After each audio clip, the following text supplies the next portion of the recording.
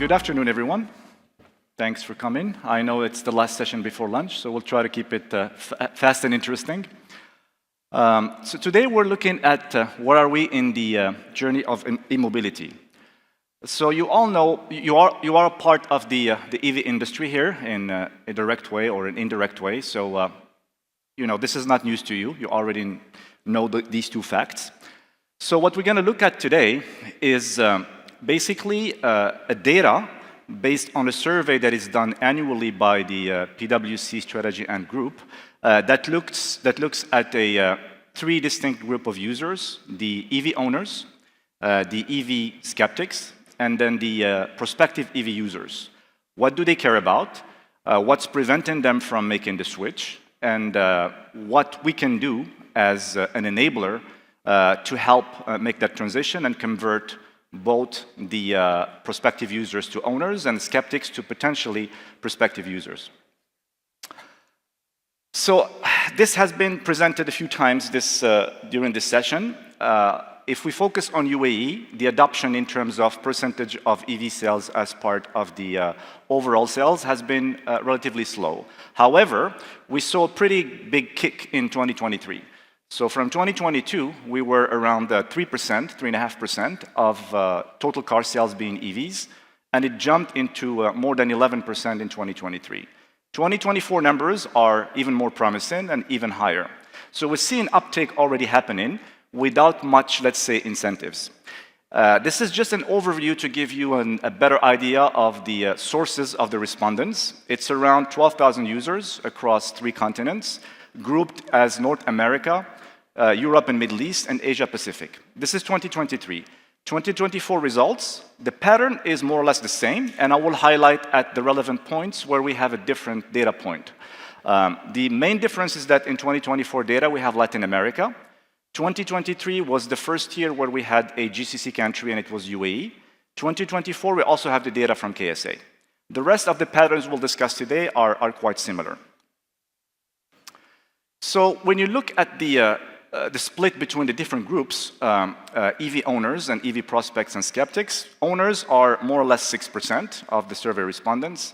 Prospects are a little bit over 60%, and then the skeptics are around 30%. So we have more prospects than skeptics. So before we go further, if we do just a quick question here in the audience, how many EV owners we have in the room? All right, better than expected, okay. How many EV prospects? And EV prospects are defined as the intention to buy an EV in the next 5 years. Okay, a little bit more, okay. And how many skeptics we have? I know one. Okay, no skeptics, that's good news, right? Okay, we will focus on the first and the second group in the survey. So first, a little bit about the demographics of these groups, right? So overall, the owners and prospects, they tend to have relatively higher income and relatively younger, depending on who you ask for and your perspective. The split between male-female is more or less half-half, and they tend to live in urban areas and have access to parking space.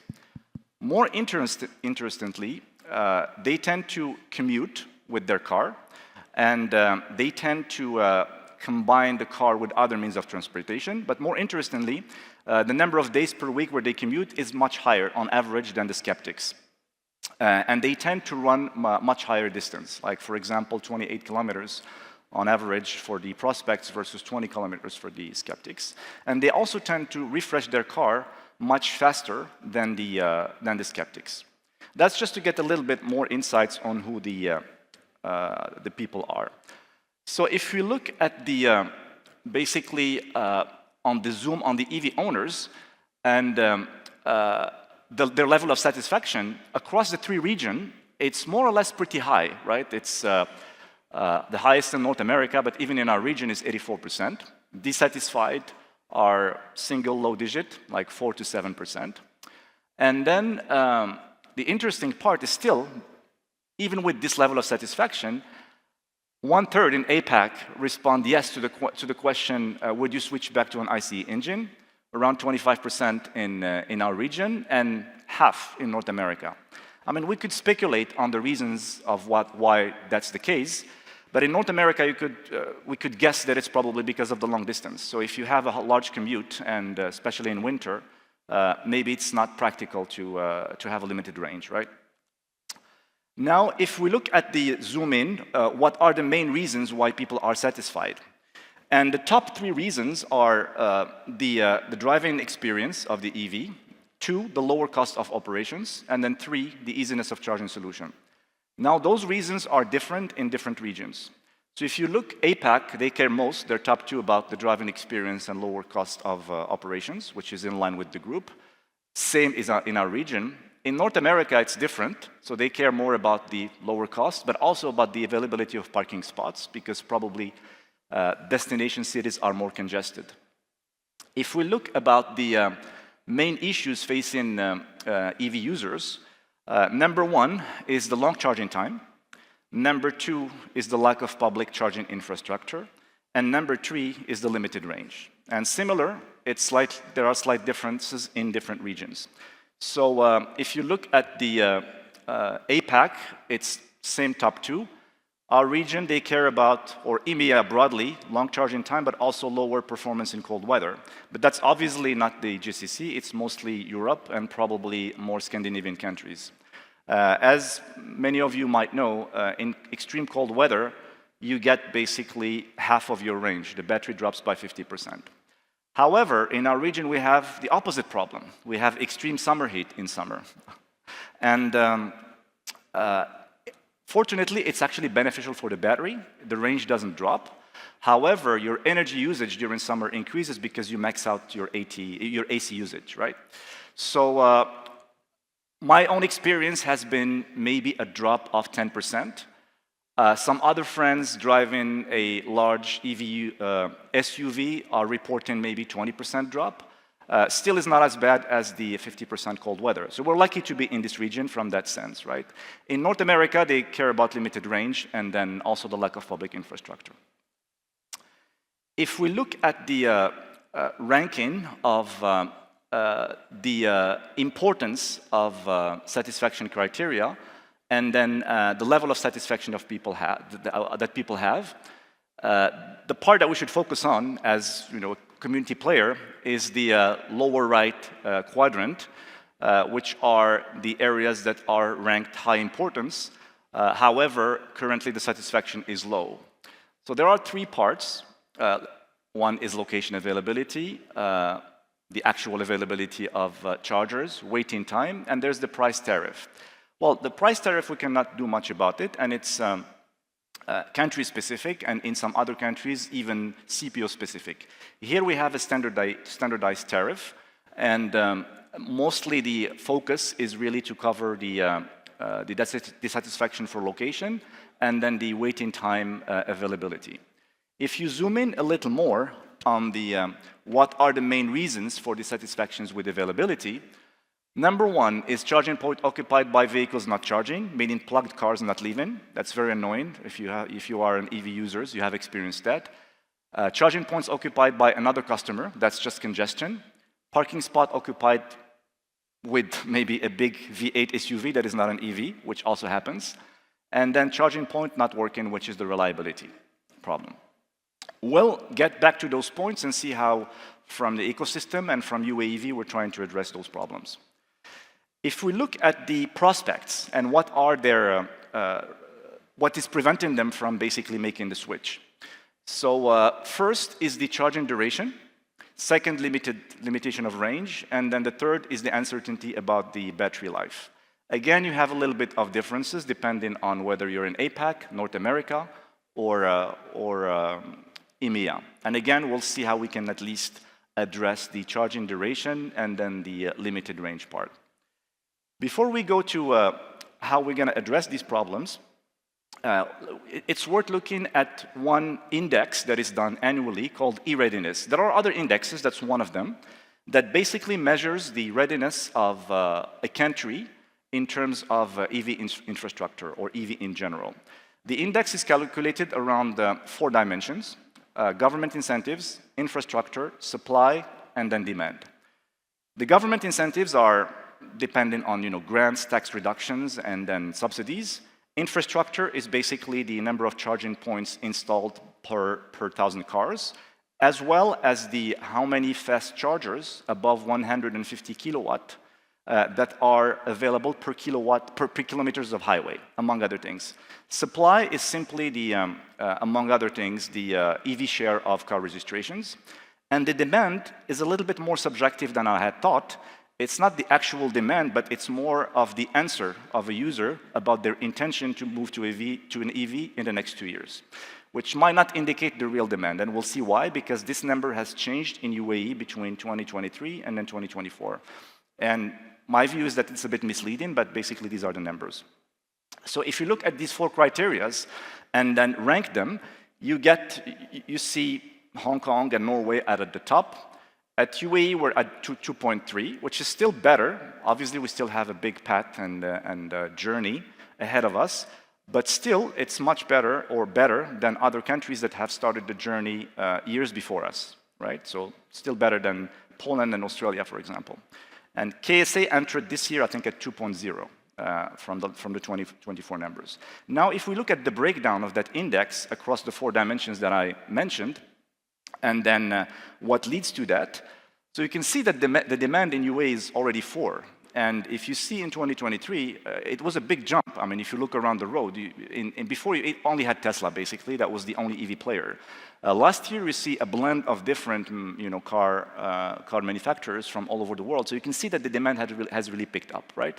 Supply, there is, again, related to that part, it's what drove probably part of the demand. There's a good diversity of supply. Infrastructure is at 1.7, and then in 2024 result, it jumped to 1.9, and then the government incentive is at 1, and then it's still at 1 in 2024. Just to be fair to the government incentive part, it's true that there are no subsidies or reductions. However, at least at the Emirate level, we know at, for example, RTA, DUA back in 2016, the very early days, they had free SALIC, free car registration, almost 4 years of free municipality parking, and then free charging.